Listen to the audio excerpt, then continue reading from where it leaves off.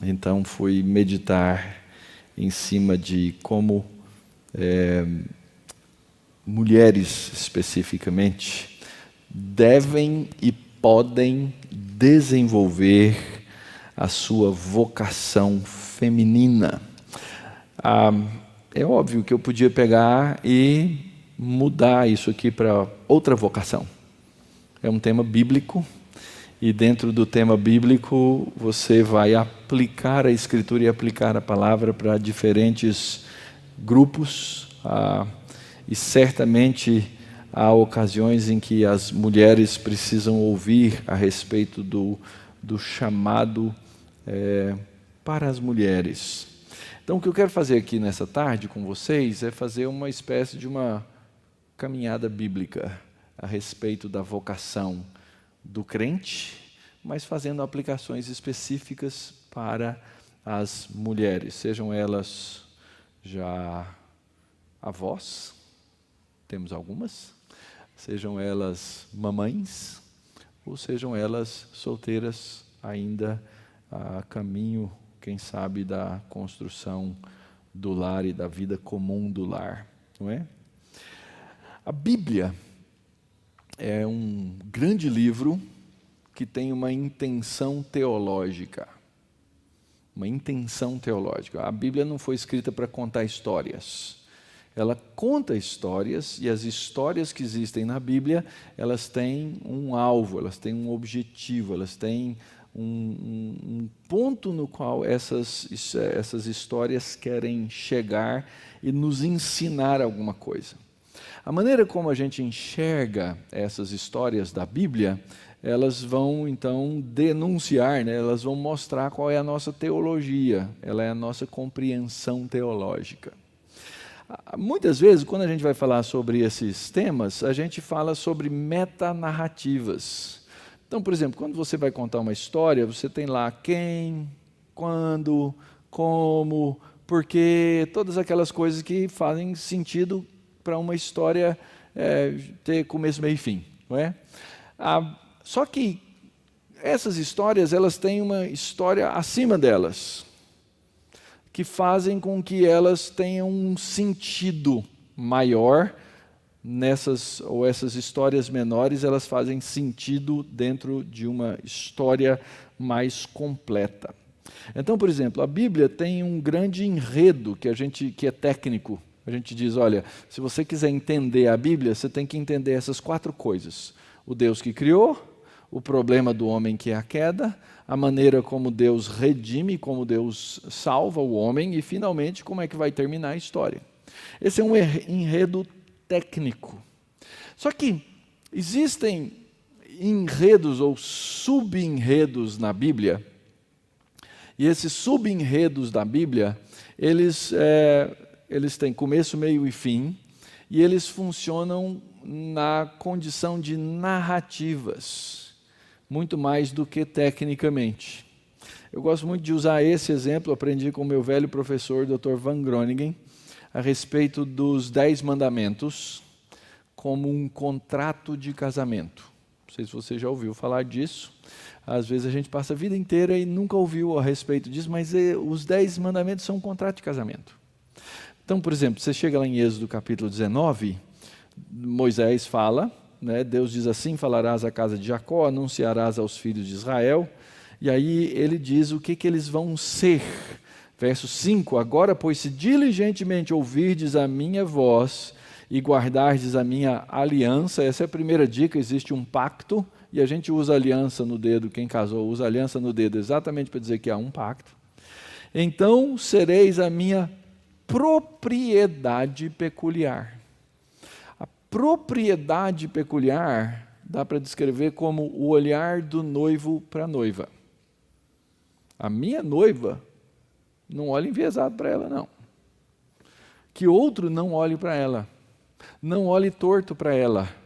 Por quê? Porque há esse sentido em que há uma exclusividade no matrimônio. Deus está dizendo, você, Israel, o povo de Israel, vocês vão ser a minha propriedade exclusiva dentre todos os povos. Vocês vão ser a única. Num certo sentido é isso que Deus está dizendo. E quando a gente vai para Êxodo 20, e a gente vê os 10 mandamentos, o que são os 10 mandamentos? Os 10 mandamentos são um contrato de casamento. Como é que funciona? O noivo começa dizendo o quê? Noiva minha não pode ter outro noivo. Você é o único noivo. Então, se eu descobrir que a Denise tem outro noivo, vai dar problema em casa. Segundo problema. Mulher minha não anda com foto de outro na carteira. Certo? Está ouvindo, né, Denise? Está escutando tudo. Não é? Se eu chegar lá e achar uma foto do Brad Pitt na carteira da Denise, não, ela odeia o Brad Pitt, eu não sei porquê, mas tudo bem, mas é um exemplo. Não é? É a exclusividade da imagem do noivo para a noiva. Ela não precisa de terceirizar nada. Terceiro mandamento, resumindo em linguagem contemporânea, é mais ou menos assim. Querida, se você der um cheque sem fundo na praça, o meu nome vai para o Serasa. Não tomarás o nome do Senhor teu Deus em vão. Tomar o nome de Deus em vão é usar o nome de Deus para uma coisa que não combina, que não está certo. Deus não deve nada para ninguém. Aliás, aqui ele diz, toda a terra é minha. Eu não posso ficar devedor. Agora, se você dá um cheque sem fundo, meu nome vai parar no Serasa. Isso é um problema. E o quarto mandamento é um mandamento a respeito de exclusividade também, agora do tempo. É mais ou menos assim. Olha, nós nos amamos 7 dias por semana, 24 horas por dia. Isso é algo que tem que acontecer num relacionamento, num casamento. Entretanto, a vida é ocupada. Tem a casa, tem a comida, tem as crianças, tem o trabalho, tem todas as coisas. Então, o que Deus requer no mandamento é um tempo retirado do tempo comum, como um tempo de exclusividade para nutrir o amor. Então, se você olhar os 4 primeiros mandamentos, que significam como é que você ama a Deus sobre todas as coisas, eles são sobre exclusividade. A exclusividade do noivo, a exclusividade da imagem do noivo, a exclusividade do nome do noivo e a exclusividade do tempo para o amor do noivo e da noiva. É assim que você ama a Deus sobre todas as coisas. E aí depois, os outros 6 mandamentos vão dizer como é que eu amo o próximo, como a mim mesmo. Respeitando a autoridade, amando a vida, sem traição, sem adultério, sem furto, sem roubo, sem falar mal dos outros e sem cobiçar. É assim que você ama o próximo. Então, essa história, essa narrativa começa aqui em Êxodo 19 e ela vai caminhar a Bíblia inteirinha. Israel compromete-se, não, tudo que o Senhor disser nós faremos. Só que a gente vê que Israel faz o quê? Se prostitui. Vai parar na esquina rodando bolsinha. Tem um livro na Bíblia todinho sobre isso. Sobre a maneira como Israel trai o noivo, como Israel se prostitui e como Deus vai atrás, ajunta o noivo, a noiva traz de volta, ama a noiva, cuida da noiva e apresenta a noiva para si mesmo, sem mancha nem mácula. E como é que termina a história da Bíblia? Qual a última história que tem na Escritura? Uma festa de casamento. É a consumação desse casamento, que começa em Êxodo 19 e que termina em Apocalipse. São as bodas do Cordeiro. É Deus se casando com o seu povo, Deus consumando a sua aliança com o seu povo. Então essa é uma metanarrativa.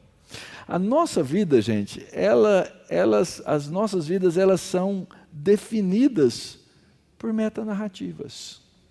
E a nossa geração, o nosso tempo, ele tem as suas próprias metas narrativas. Onde é que aparece meta narrativa? Onde é que a gente vê essas grandes histórias?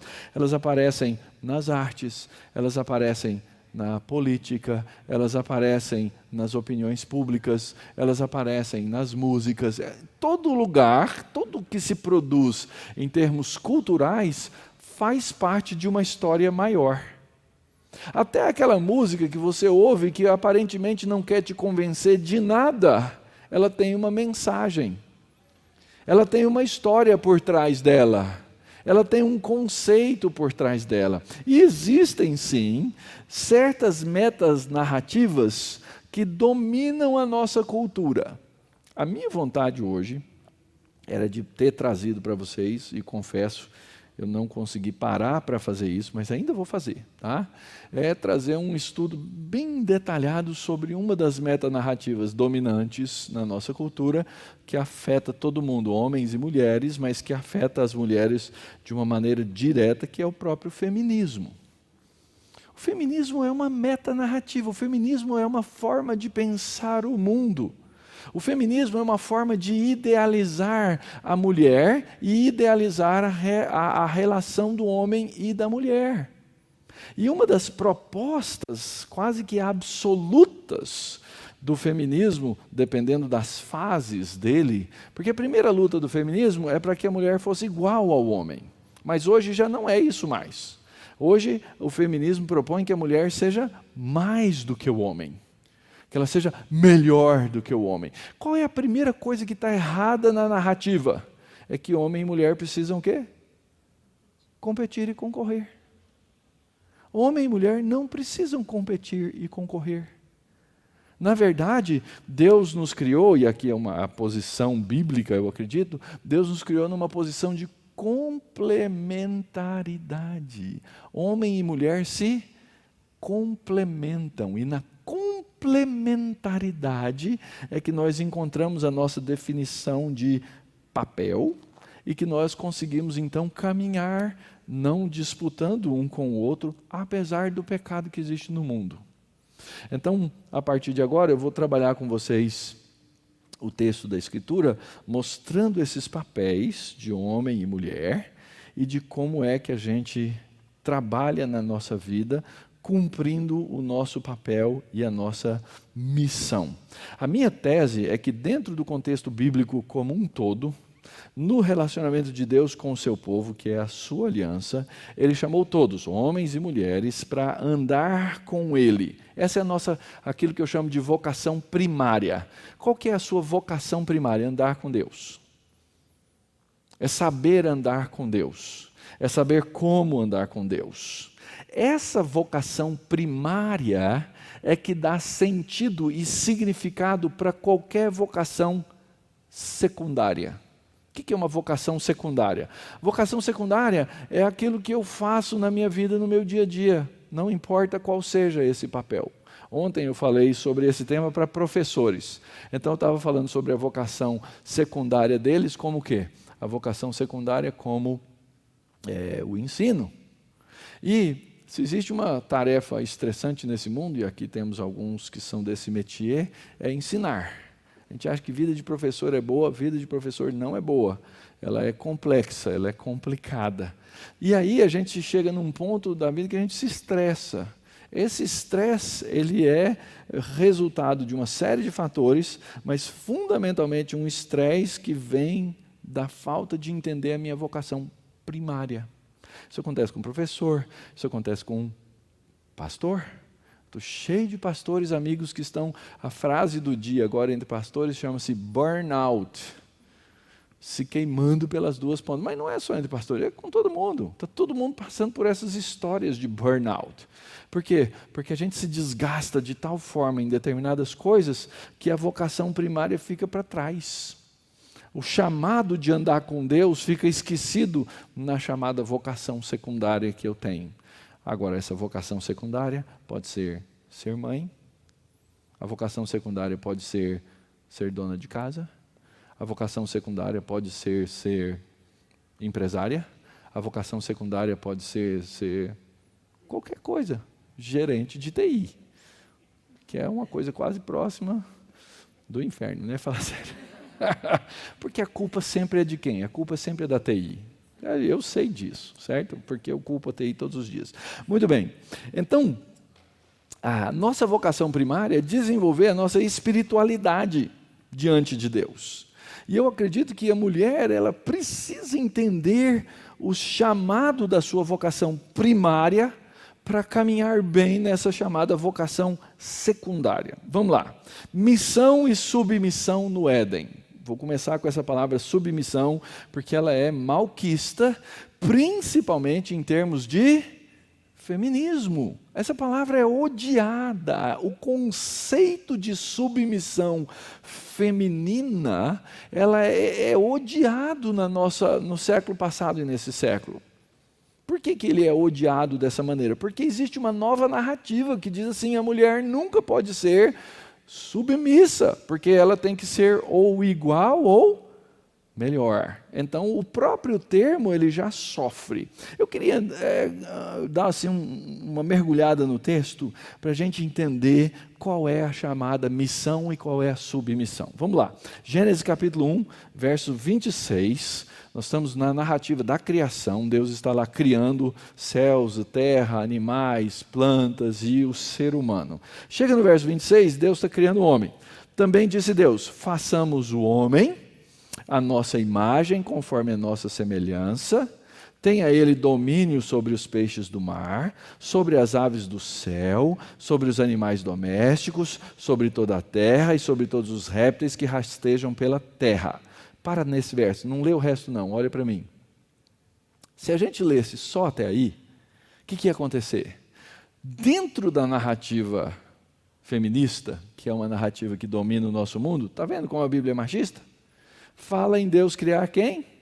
O homem. Fala no homem ter domínio, fala no homem ter todas essas coisas, mas a narrativa não termina aí. O texto continua dizendo, criou Deus o homem, a sua imagem, as imagens de Deus o criou. Para aí, olha para mim, não olha para lá não. O que acontece? Se você parasse aí e falasse, está vendo? A Bíblia é machista, porque ela fala na criação do homem, e só do homem, e faz todas essas coisas para o homem, mas chega no final do verso, e ele diz assim, homem e mulher os criou.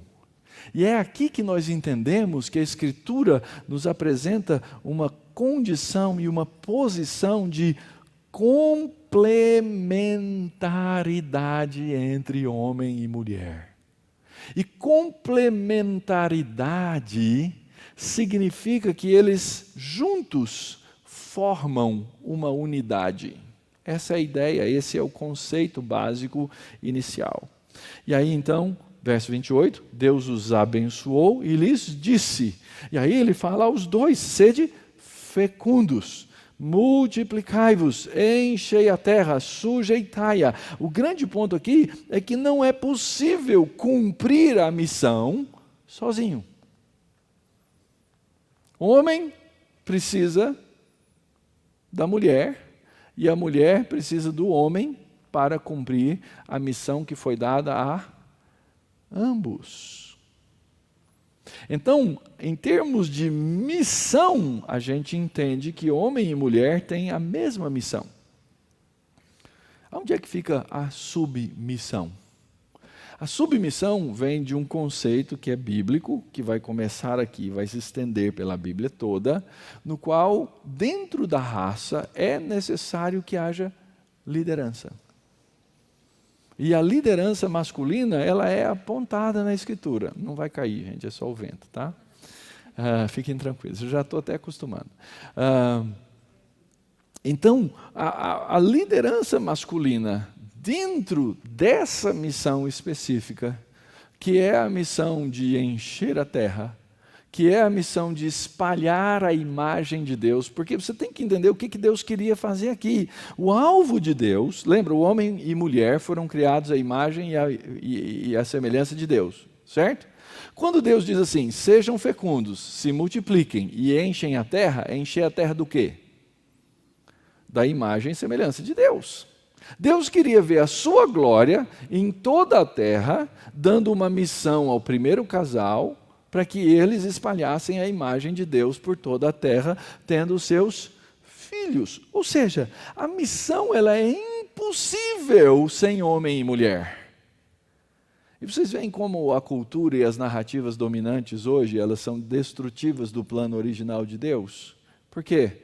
Quando nas narrativas contemporâneas você vê as propostas modernas de casamento entre homem e homem, entre mulher e mulher, que resultado eu vou ter disso? Eu vou ter uma antimissão.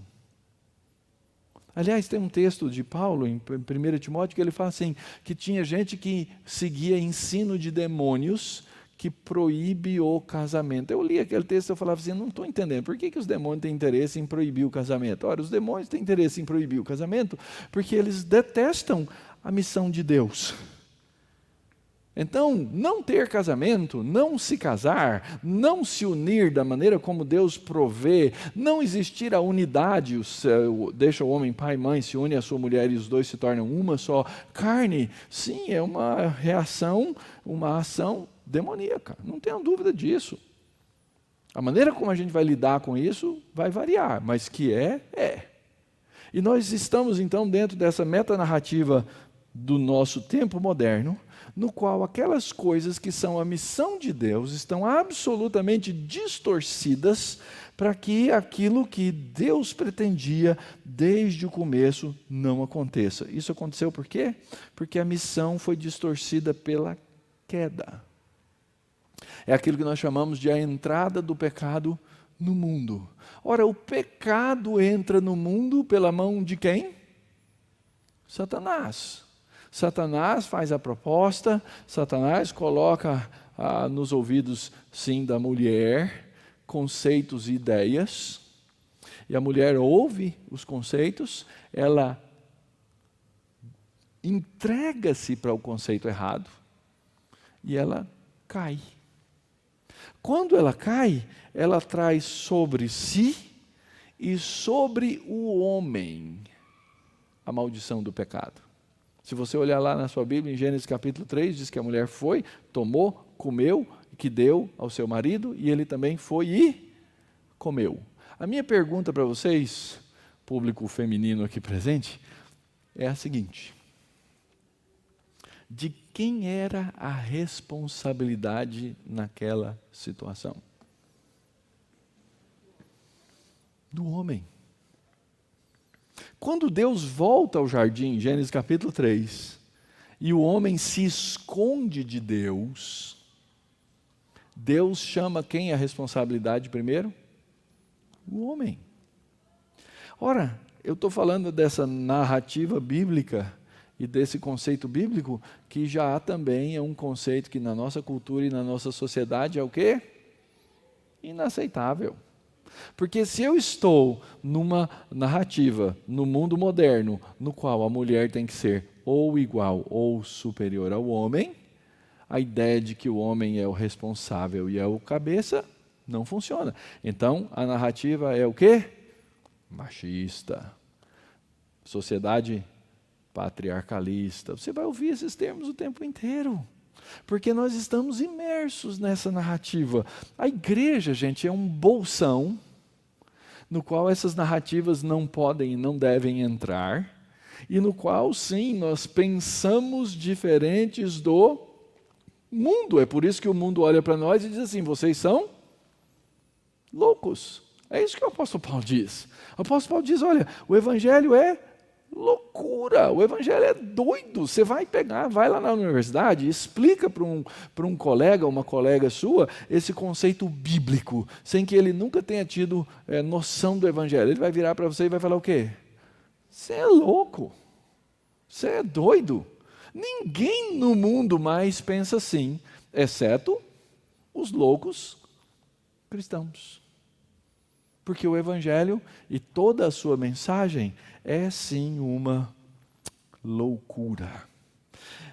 No meio desse processo, no meio dessa loucura do mundo, nós recebemos como cristãos várias propostas. O que você tem que ser, o que você tem que fazer, como você deve fazer, como você deve proceder, e assim vai, uma série de coisas. E o que eu quero caminhar com vocês aqui agora, que na verdade Deus não quer de nós coisas extraordinárias. Deus quer de nós coisas extremamente simples e ordinárias na vida, para cumprir essa missão, para chegar no lugar aonde Ele quer que nós cheguemos. Quando a gente olha a nossa história debaixo da história de Deus, e a gente entende que a história é dele, e que nós somos dele, e que como igreja nós somos a noiva dele, e que nós estamos caminhando para o lugar que Ele quer. Muito bem, de onde vem essa ideia de andar com Deus? Quando você lê o capítulo 5 de Gênesis, nós já estudamos aqui há algum tempo atrás, a famosa genealogia, não é, de Adão. Você vai ver lá na genealogia de Adão, que começa com Adão, e Adão teve filhos e filhas, e etc., e morreu.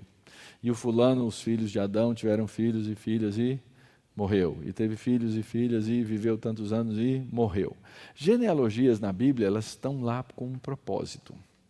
E o propósito das genealogias na Bíblia não é que você as pule, porque eu sei, Deus está vendo quem pula a genealogia na Bíblia, tá? Elas têm um propósito, elas têm uma função. E a função da genealogia não é para a gente ficar fazendo continha. Se o fulano viveu tantos anos, teve filho, depois o filho é para você determinar o dia e a hora que Adão foi criado, porque isso acontece. Não, as genealogias elas têm uma função teológica, assim como a Bíblia como um todo tem uma função teológica.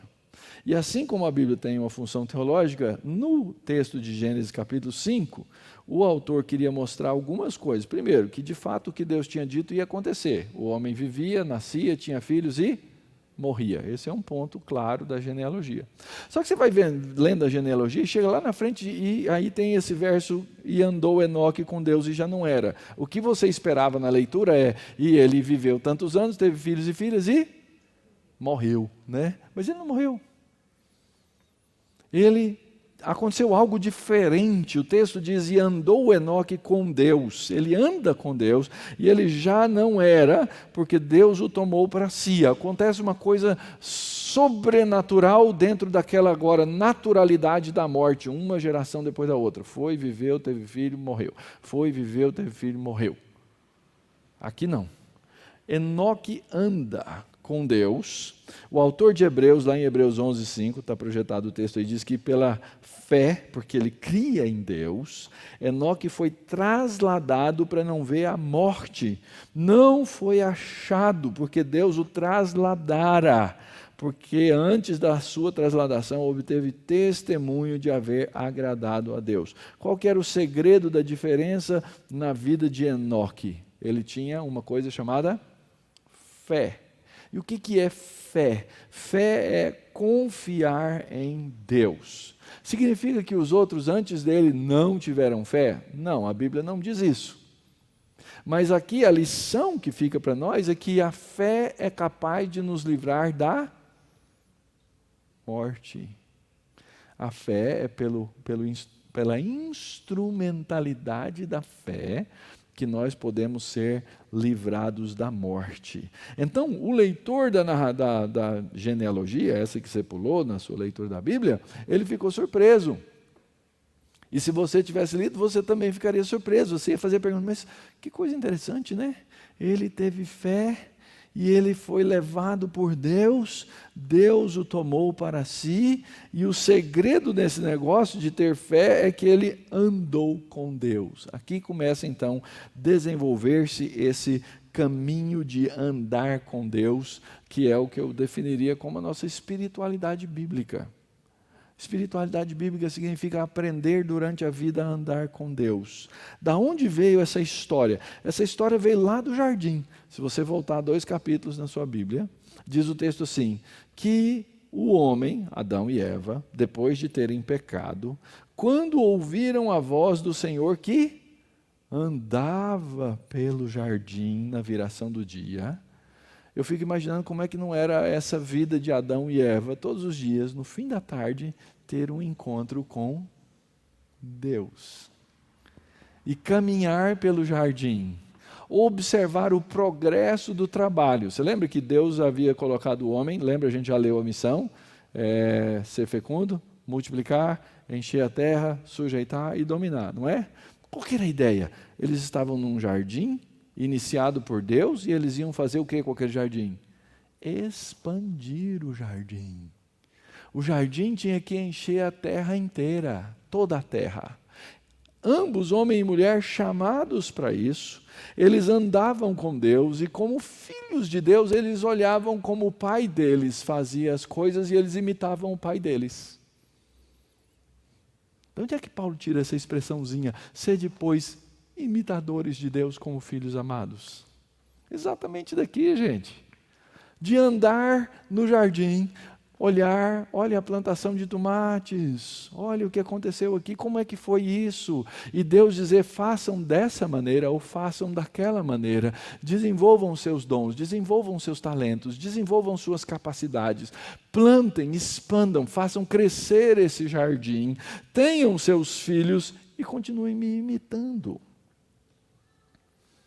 Esse conceito de estar próximo de Deus, ele vai se expandir quando você vê que a gente sabe que havia duas árvores e Deus coloca seres sobrenaturais para que o homem não chegasse mais até a árvore da vida. Olha a expressão, para guardar o caminho da árvore da vida. Por quê? Porque chegar na árvore da vida significa que poder andar com Deus. Depois a gente vê a maldição de Caim, e quando Caim fala, né, ele matou seu irmão, ele fala assim, olha, quem estiver andando e se encontrar comigo vai me matar. Pode ver que o caminho não é mais algo agradável. Diz que Caim retira-se da presença de Deus, ele vai embora, até que a gente chega em Gênesis capítulo 6, versículo 7. A maldade do homem tornou-se tão grande, tão terrível, que Deus mesmo diz, farei desaparecer da face da terra o homem que criei. Chega a esse ponto, morte, separação, o homem agora não pode voltar ao jardim, ele agora é colocado para longe da face de Deus, ele não pode mais receber o conselho de Deus, ele não pode mais caminhar com Deus. Pensa no afastamento de um pai e um filho. O pai não pode mais ensinar o filho. Caminhos separados, longe. Não tem mais como haver imitação. Essa foi a situação na qual o homem agora chegou. Só que esse verso 7 do capítulo 6, quando Deus diz assim, farei desaparecer da face da terra o homem que criei, no verso 7, no verso 8 e 9 diz assim, Noé era um homem justo, era um homem íntegro entre os seus contemporâneos, e Noé andava com Deus. Ou seja, aquilo que Deus programou no jardim, a gente vê que é possível fora do jardim. Por quê? Porque Enoque andava com Deus. Capítulo 5. Agora a gente chega no próximo capítulo, capítulo 6, diz o texto que Noé também andava com Deus. A minha pergunta para vocês é, como é que alguém anda com Deus? Como é que alguém tem fé? Vamos olhar um pouquinho a vida de Noé.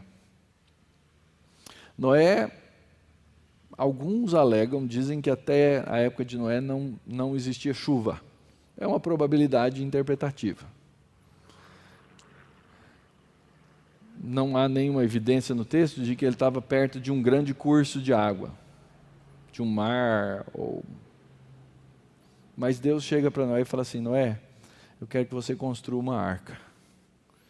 Ele fala assim, Senhor, arca? Que é isso? Porque a gente não sabe se eles navegavam ou não, mas suponha até que ele soubesse, não é? Deus deve ter dado uma planta para ele, olha, tem aqui essa medida e tal, etc., porque eu vou mandar um grande dilúvio. Deve ter olhado assim, dilúvio, Senhor. O que seria? Porque aparentemente não tinha acontecido nenhum dilúvio. Noé andava com Deus. Noé creu, confiou em Deus e fez o quê? Construiu a arca. Andar com Deus envolve uma obediência a Deus. Andar com Deus significa reconhecer quem Deus é e adorá-lo. Andar com Deus significa receber as palavras de Deus na sua aliança e confiar naquilo que devemos fazer. Mas a gente sabe que depois da queda, todas as relações de caminhar com Deus tiveram problemas. Não houve nenhuma que não tivesse dificuldade por causa do pecado do homem. E é interessante que o grande problema que acontece dentro da narrativa de Noé, que gera uma maldição, está diretamente ligado a um problema que foi mostrado lá em Gênesis no capítulo 3, quando o homem caiu. Lá em Gênesis, quando Deus perguntou assim, cadê você? O que você está fazendo? Você comeu da árvore que eu falei para você não comer? A resposta de Adão, lembra? 3:10, ouvi a tua voz no jardim e porque estava nu, tive medo e me escondi. Deus foi criado para ter intimidade, o homem foi criado para ter intimidade, o homem foi criado para ter intimidade com Deus, e aquele com quem ele deveria ter mais intimidade, o que ele faz? Se esconde. Agora, olha o problema na época de Noé. Diz que Noé pegou o fruto que ele plantou, fez um vinhozinho legal, se embriagou com o vinho e se pôs nu dentro da tenda. E aí o texto diz que o filho, vendo a nudez do pai, foi amaldiçoado por causa disso. Então, o autor do texto, ele quer que eu identifique esse problema do pecado, que está relacionado a uma falta de intimidade. Porque, inclusive, homem e mulher no jardim andavam nus. E o texto diz que eles não se envergonhavam. Mas aqui não funciona mais assim, funciona? Alguns dizem, não, isso é um mero reflexo cultural. Se você for lá na praia de nudismo, você vai ver que as pessoas lá não têm problema e não têm vergonha. Realmente, elas são sem vergonha. Esse é o problema. Não é? É algo que agora não é mais natural. É algo que foi invertido. Mas o fato é que Deus quer que o seu povo, quer que aqueles que são os seus eleitos, aqueles que foram chamados por Ele, continuem a quê? A andar com Ele. Em todas as situações, em todos os momentos. E nunca no andar com Deus é só o homem andando. Mas é interessante, e aí de novo, ou você faz uma leitura que vem da nossa cultura contemporânea, ou você lê a Bíblia pelo valor da Bíblia. Deus chama as famílias para andarem com Ele. E normalmente Ele chama o cabeça da família, Ele chama o homem para andar com Ele. Por causa desse conceito de responsabilidade tão necessária. Então nós podemos dizer que Deus anda entre os seus e que há um propósito para a vida do homem, no qual o homem, ser humano, se realiza plenamente diante de Deus, quando ele entende que ele deve andar perante a face de Deus. Se você é membro aqui na igreja da Barra Funda, você já ouviu o seu pastor dando a bênção. Lembra como é que é a bênção? Arônica, e que o Senhor levante o seu rosto sobre ti. O que significa isso? Eu vou andar perante a face de Deus. E eu vou andar perante a face de Deus o tempo inteiro, 24 horas por dia, 7 dias da semana. Então, para viver dessa maneira, eu tenho que entender o que Deus quer de mim e viver em integridade. E se eu pisar na bola, se eu pecar, se eu errar, keep walking. Lembra? Johnny Walker não inventou isso. Ele só roubou mais uma coisa que a Escritura nos ensina. Nós temos que continuar andando perante a face de Deus. Essa é a sua vocação primária. Essa é a sua maior vocação. Não importa a sua vocação secundária. Quando nós encontramos a nossa identidade na nossa vocação secundária, nós nos frustramos. A mulher se frustra. Por exemplo, vou colocar o exemplo mais básico. Se uma mulher encontra toda a sua identidade no fato e no ato de ser mãe, ainda que ser mãe seja uma missão bíblica tão importante e interessante, você vai encontrar frustração. Sabe por quê? Em primeiro lugar, porque você é pecadora. Segundo lugar, porque você ou deu ou dará à luz a filhos pecadores. A sua identidade não é definida por isso. A sua identidade ela precisa ser definida por andar diante de Deus. As outras coisas, até essa missão tão fundamental, eu vou terminar lá com esse conceito no fim, tão importante que seja, ela não é tão essencial e tão importante quanto andar perante a face de Deus. Quando você estiver lidando com seus filhos, lidando com as suas frustrações, lidando com o seu trabalho, lidando com um marido complicado, todas essas coisas que as mulheres têm que lidar, você tem que encontrar a sua identidade em Deus e não nas coisas, nem nas pessoas, nem nos seus filhos. Eu não tenho dúvida que há uma alegria grande em todas essas coisas. Mas elas têm que ser um pacote de coisas. E não simplesmente o que o mundo dita que a minha identidade é. Muitas vezes eu vejo e aconselho irmãs queridas em Cristo que estão extremamente frustradas. Por quê? Porque a sua identidade está na sua carreira. Ou a sua identidade esteve a vida inteira nos filhos, e de repente o filho não é crente. E isso é extremamente triste, extremamente doloroso, mas a minha identidade não está nem nos meus filhos crentes. Porque o meu chamado primário é para andar diante de Deus, e à medida em que eu andar diante de Deus, eu vou revelar essa imagem de Deus. O chamado secundário vai trazer vários frutos para isso. Uma rápida observação sobre a vida de Abraão.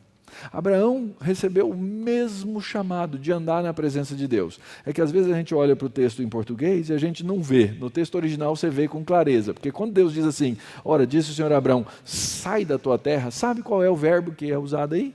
Anda. Só que está no imperativo. Anda na presença de Deus, indo para...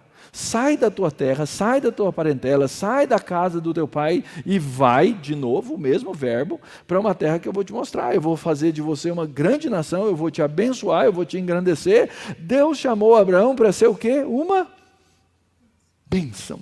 Só pode ser bênção quem anda perante a face de Deus. E na história de Abraão, você vai ver o que acontece. Toda vez que Abraão se esconde da face de Deus, ele pisa na bola. Você pode nomear aí alguns momentos na vida de Abraão que isso aconteceu? Vários. Por exemplo, Deus prometeu para ele um filho. E ele falou assim, mas eu vou fazer você esperar um pouquinho, 25 anos.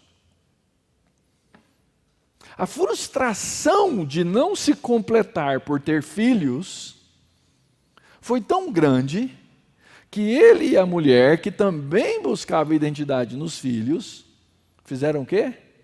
Tiveram um filho ilegítimo.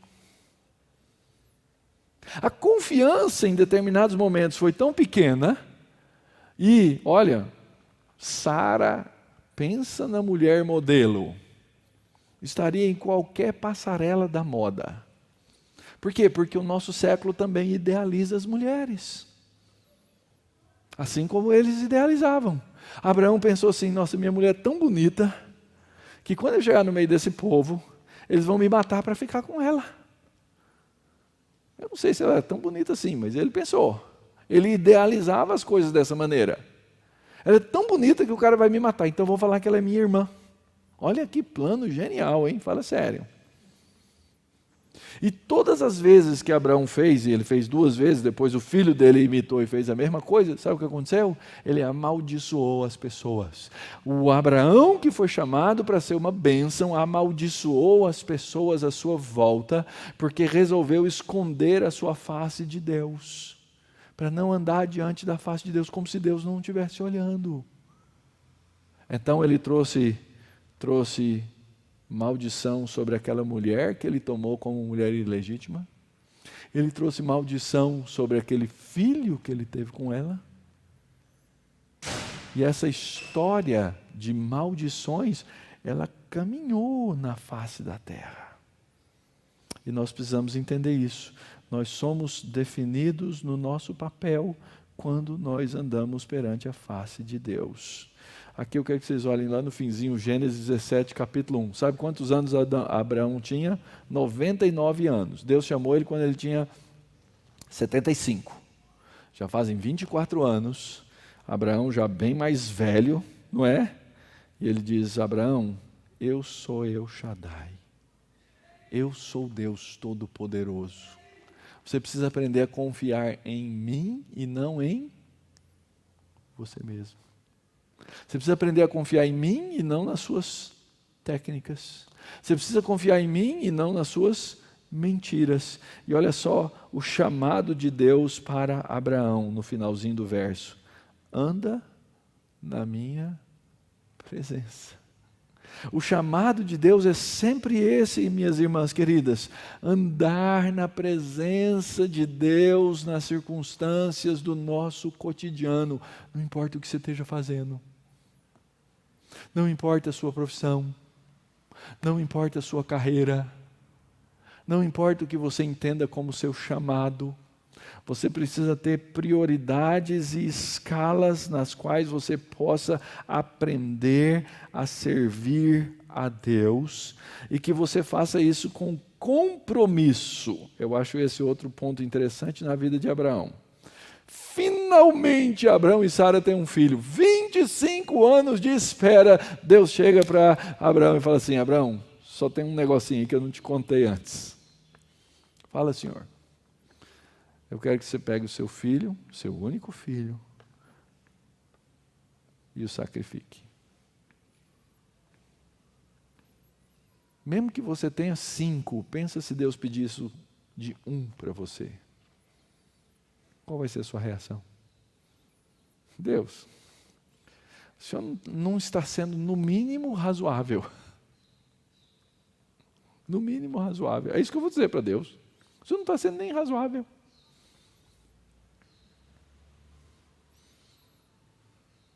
Mas é isso que Deus pede. Esse nível de compromisso, Deus não estava pedindo de Abraão nada que ele não estivesse disposto a fazer. Ele diz: olha, eu quero que você vá lá nesse monte, na terra de Moriá, e ofereça ali o seu filho em sacrifício. E é interessante que esse monte, nessa terra de Moriá, é onde o Filho de Deus é entregue por sacrifício. Mas a gente não consegue nem pensar na ideia, fala sério. Nem pensar na ideia. Eu fico imaginando o papo dos dois. Abraão tomou a lenha do holocausto, colocou sobre Isaac: carrega aí, menino, larga de ser preguiçoso. Ele, porém, levava nas mãos o fogo, o cutelo, e ambos caminhavam. O texto faz questão de falar desse caminhar juntos. Caminhem juntos. Até que o menino pergunta: pai, não estou vendo o animal do sacrifício. E o compromisso da fé de Abraão é absoluto. Deus, meu filho, vai prover para si mesmo. E é interessante que é um holocausto, é um sacrifício queimado. Lembra, a gente falou sobre isso lá em Romanos 12, 1 e 2. É um sacrifício inteiro, você não aproveita nada dele no fim. Todo ele é entregue diante da presença de Deus. Ora, Abraão andou com Deus de tal maneira que isso fez com que ele fosse conhecido depois como amigo de Deus. Agora eu estou enfatizando aqui Abraão, mas quem é que andou com Abraão o tempo inteiro? Sara. E a história todinha de Abraão começa com uma expressãozinha que a gente às vezes ignora. E diz assim: Abraão tinha uma esposa chamada Sara, e ela era estéril. Deus estava o tempo inteiro mostrando que Ele é o Senhor da vida. E quando eu aprender que Ele é o Senhor da vida, não vai ter nada mais importante para mim. Eu vou encontrar a minha identidade nele. Porque Ele é aquele que me dá significado. Isso se estendeu pelas gerações de Abraão. Isso se estendeu para Isaac, isso se estendeu para Jacó, isso se estendeu para os seus filhos, isso se estendeu para o povo de Deus. Esse é outro exemplo que nós encontramos na Escritura. Deus, quando fala com o povo, no livro de Levítico, no livro de Deuteronômio, o tempo inteiro ele fala assim, se vocês andarem, se vocês caminharem no meu caminho, se vocês andarem no caminho do Senhor, se vocês guardarem essas palavras no seu coração, você vai falar delas sentado na tua casa, andando no caminho, ao deitar-te. Essa expressãozinha ela vai voltar na Bíblia o tempo inteiro. Porque Deus nos chama exatamente para aprendermos a caminhar com Ele, e na nossa caminhada com Deus é que nós encontramos o nosso real significado, somos nós na história de Deus. Nosso problema qual é? É que a gente inventa a nossa história, então é a minha história, a minha família, o meu ministério, a minha casa. Quando tudo isso, na verdade, precisa ter significado na pessoa de Jesus Cristo, o Filho de Deus. Isso muda a nossa perspectiva, gente. Isso faz das nossas tarefas mais simples na face da terra, em atos de adoração a Deus. Porque eu não estou servindo a mim mesmo, eu estou servindo a Ele. Isso acontece no povo de Deus, na caminhada. Olha só como é bonito esse texto de Levítico 26. Porei o meu tabernáculo no meio de vós, e a minha alma não vos aborrecerá, e eu andarei entre vós. Deus andando com o seu povo. E no finzinho ele diz assim, olha, eu quebrei os timões do vosso jugo, e eu fiz vocês andarem eretos, porque quem anda comigo anda de pescoço erguido. Porque anda comigo. E eles caminharam pelo deserto o tempo inteiro assim. Quando a nuvem se erguia de sobre a tenda, os filhos de Israel se punham em marcha, eles andavam. E onde ela parava, a nuvem parava, os filhos de Israel se acampavam, porque eles queriam estar na presença do Senhor. E andar na presença do Senhor é um chamado a um caminho de santidade. Esse exemplo é bem interessante. Como é que Deus quer que a gente ande em santidade nas coisas mais simples da vida? Isso, gente, está na Bíblia, no texto sagrado, no texto onde Deus nos ensina a viver a nossa regra de fé e prática. Olha só, Deuteronômio 23. Dentre as tuas armas terás um pedaço de pau. E quando te abaixares fora, cavarás com ele, e volvendo-te, cobrirás o que defecaste. Você acha que é necessário ter um texto desse na Bíblia?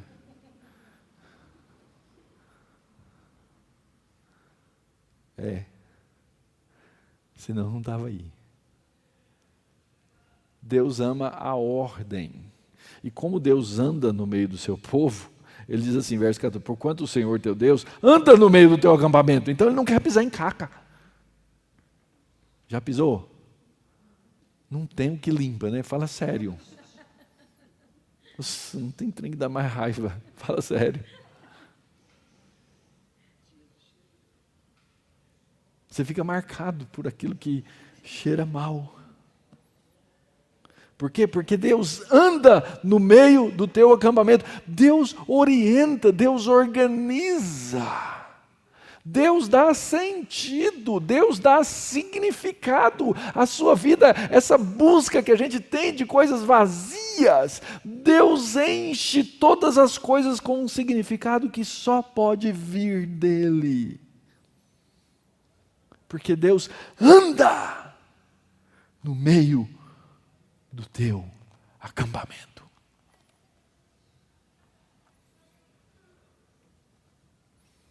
É isso que faz a nossa casa de Deus. É isso que faz o nosso relacionamento um relacionamento no Senhor. É isso que faz a educação dos nossos filhos todo o trabalho que ela dá ter sentido e significado.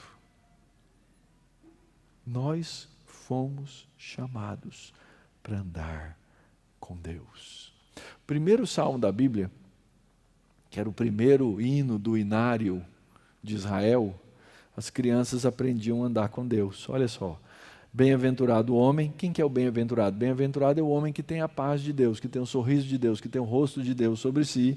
Esse homem, ele faz o quê? Ele não anda no conselho dos ímpios. A primeira palavra que a criança via era: olha, eu não posso andar no caminho errado, então eu tenho que andar com Deus. Para todo lugar eu sou chamado na Bíblia a andar com Deus. O Salmo termina, verso 6, dizendo assim: pois o Senhor conhece o caminho do justo. O que é o caminho do justo? O caminho do justo é por onde o justo anda. E esse justo do Salmo 1 é Jesus Cristo. Os caminhos de Deus são caminhos de fidelidade, de justiça, de retidão. Quando a gente chega no Novo Testamento, uma das primeiras histórias no livro de Lucas é sobre Zacarias e Isabel. Olha como é que o texto descreve Zacarias e Isabel. E eram ambos justos perante Deus, Salmo 1, andando sem repreensão. Eles andavam com Deus. E quando a gente chega no fim da Bíblia, queridos, a gente vê Jesus nos dando o que é a chamada grande comissão. A grande comissão começa com qual verbo? Ir. Indo. Caminhando. Andando. E ele diz assim, ide, portanto, fazei discípulos de todas as nações, batizando-os em nome do Pai, do Filho e do Espírito Santo, ensinando-os a guardar todas as coisas que vos tenho ordenado. E ele diz o que no finalzinho do verso? Eis que eu estou convosco. Significa que ele está andando com a gente. Isso faz diferença na nossa identidade. A igreja no Novo Testamento, ela andava. Paulo escrevendo aos Colossenses diz assim: ora, como recebestes Jesus Cristo, Senhor, assim andai nele. Nós andamos na pessoa de Cristo, fincando nele raízes, fincando nele fundamentos, tendo a nossa confirmação da fé em Cristo Jesus. Isso nos ensina a ser gratos a Deus. Isso vai fazer com que você se torne um missionário, porque essa é a sua vocação. A nossa vocação missionária é andar com Deus em qualquer lugar que Deus nos colocar. É você poder exercer o seu papel complementar nessa missão de Deus que foi dada a homem e mulher, obedecendo ao Senhor, trazendo o bom aroma de Cristo, até quando você está limpando menino fedido. Porque nós fomos chamados para andar nele. De novo, Atos 9. A igreja, na verdade, tinha paz por toda a Judéia, Galiléia e Samaria, edificando-se e caminhando no temor do Senhor. Enquanto isso acontecia, enquanto a igreja caminhava no temor do Senhor, crescia a igreja. E eu termino com esse texto bíblico, para depois abrir para perguntas e respostas para vocês, porque eu acho que aqui tem um dos exemplos de missão muito fortes. O apóstolo Paulo está discutindo em 1 Coríntios um problema sério que acontecia no mundo contemporâneo, que era um problema que acontece em todas as gerações. O fato de que na inversão de papéis na queda, esse papel de complementaridade entre homem e mulher torna-se entre homem e mulher uma disputa. Lá no comecinho diz assim: e a tua vontade será para o teu marido. Ora, se tem duas coisas que acontecem frequentes na vida de homem e mulher, são as inversões de papéis. O homem que não assume a liderança da sua casa e a mulher que tenta assumir a liderança sobre o seu marido. Essa é a coisa mais simples, mais óbvia e mais comum na face da terra, porque faz parte do primeiro fruto do nosso pecado, inversão de papéis.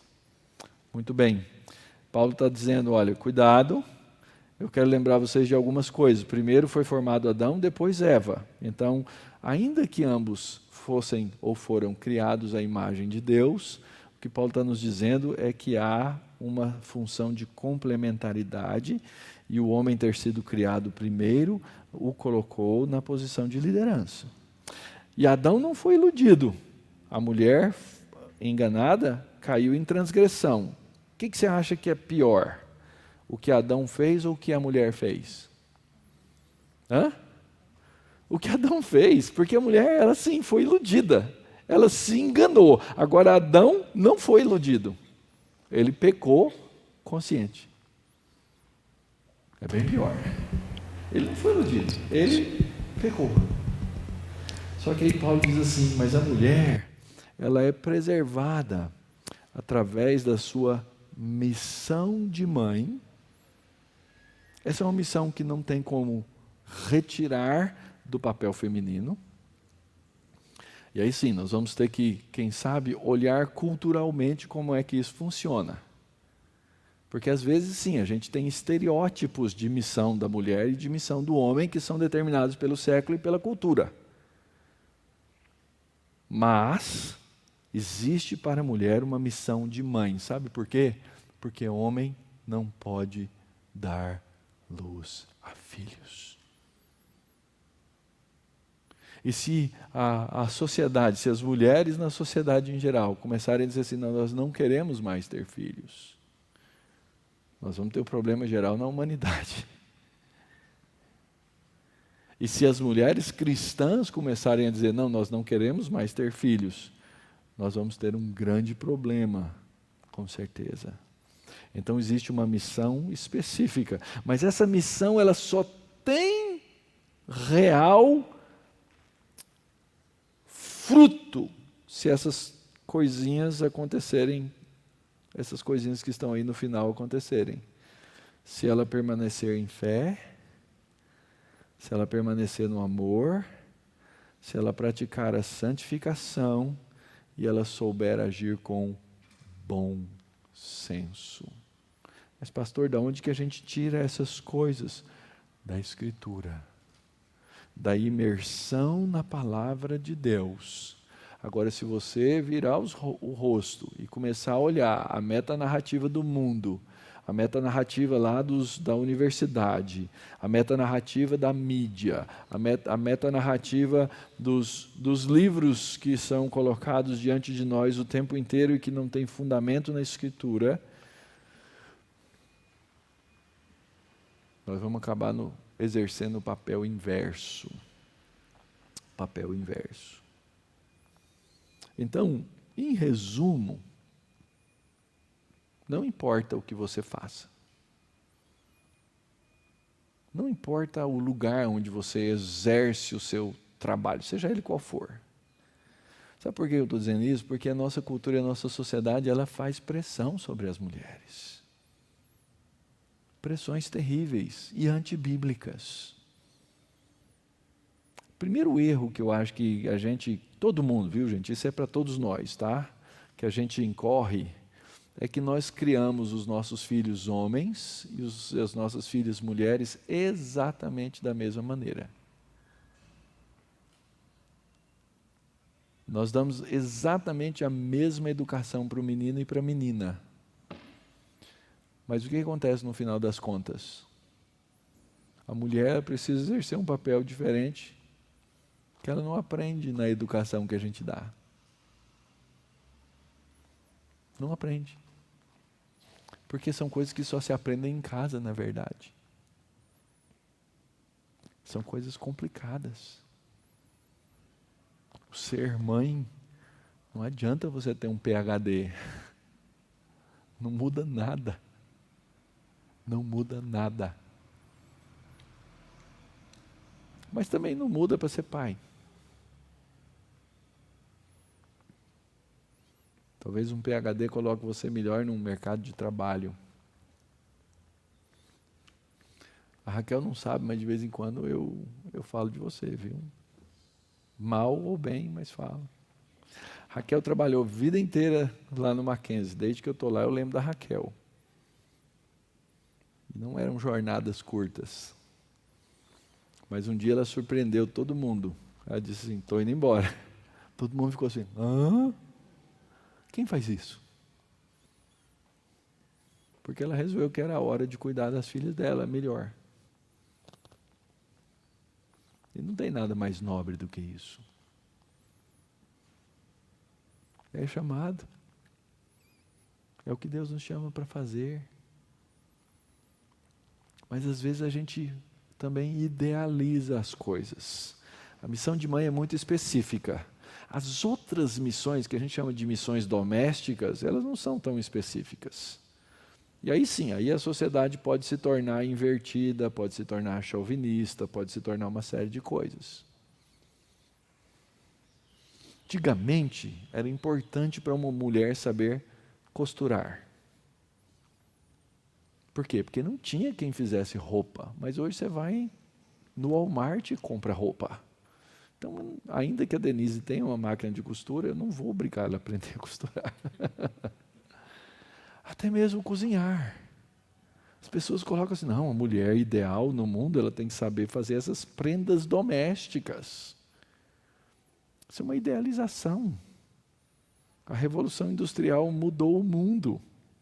E mudou a maneira como a gente age dentro de casa e como a gente faz as coisas dentro de casa. A única coisa que não muda é o papel de mãe. Esse aí não tem jeito. A Revolução Industrial facilitou a vida com fraldas descartáveis, mas o resto é trabalhoso do mesmo jeito. Percebem o que eu estou dizendo aqui, a diferença de uma coisa e outra? Então nós precisamos reaprender essas coisas todas para ter papéis que sejam bíblicos, para ter papéis que sejam relevantes, e não importa o que você esteja fazendo, você tem que aprender a caminhar no seu chamado de andar com Deus. A sua identidade feminina será descoberta na sua imitação de Deus Pai. Tanto para o homem quanto para a mulher. E para isso, Deus Pai enviou Jesus, o Filho, para andar no nosso meio. Para a gente reaprender o padrão do Éden, andar com Ele. Essa é a nossa vocação primária. Isso vai fazer com que você cumpra a missão. E lógico, os filhos são fundamentais nesse processo, eles não são essenciais. Eu não acredito que toda mulher obrigatoriamente tenha que ter filhos. E que toda mulher seja obrigada a casar. A gente já sabe que o mundo não funciona desse jeito. E que toda mulher casada tem que ter filhos. Não existe essa obrigação. Porque a identidade que nós formamos não está nessas coisas. Nós temos que lembrar disso. Jesus não teve filhos fisicamente. Ele nunca se casou. Mas ele gerou muitos filhos em tudo que ele fez. Então, quando a gente espalha a imagem de Deus, a gente espalha evangelizando a nossa casa, evangelizando os nossos filhos e evangelizando o mundo. Nas coisas simples, nas coisas do dia a dia, nas quais Deus nos permite crescer para honrar o nome dEle. Então era isso que eu tinha para compartilhar nessa caminhada bíblica aqui com vocês.